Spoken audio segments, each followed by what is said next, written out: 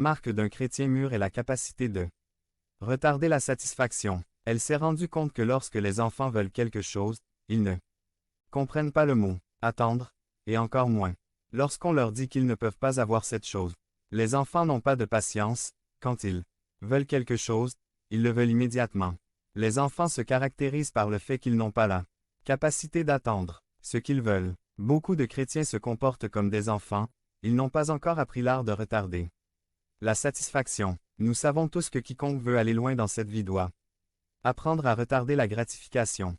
Je m'explique. Quand une personne crée sa propre entreprise, qu'un étudiant obtienne son diplôme, que devenez membre de la chaîne et AIDEZNOUS à propager la parole de Dieu à travers le monde.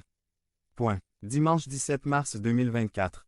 Si vous croyez en la puissance de Dieu, commentaire 11. Un athlète a la possibilité d'atteindre les Jeux olympiques, une église de se développer, une personne de devenir un expert dans la branche qui est développée, tous ils doivent d'abord passer par de longs mois, voire des années, de travail acharné, se soumettant à des modes de vie difficiles, devenant des personnes disciplinées, remettant à plus tard la gratification et devenant ensuite des personnes qui réussissent. Tous ceux qui ont réussi ont appris à retarder la gratification.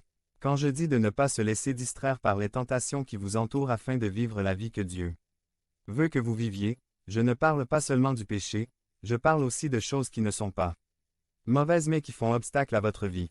Notre culte de Dieu, qui occupe souvent la place que Dieu mérite. Point. Des choses qui, même si elles ne sont pas mauvaises, n'ont jamais été conçues pour occuper la première place dans nos vies, et vous pouvez facilement faire l'inventaire de ces bonnes choses qui se dressent entre vous et Dieu. N'oubliez pas que la marque d'un chrétien mûr est sa capacité à retarder la satisfaction.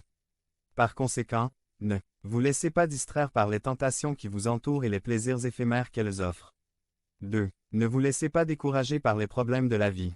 Lorsque vous vivez dans la lumière de l'éternité, lorsque votre regard est tourné vers le ciel, alors les problèmes ne vous dérangeront pas tellement. Lorsque les problèmes de la vie surgissent, vous pliez simplement vos genoux, vous attendez à Dieu et n'abandonnez jamais.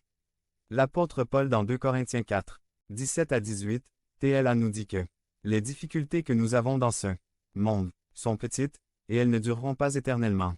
Mais, grâce à eux, Dieu nous remplira d'une gloire qui durera pour toujours, une grande et merveilleuse gloire, parce que nous ne nous soucions pas de ce qui nous arrive dans cette vie qui va bientôt se terminer.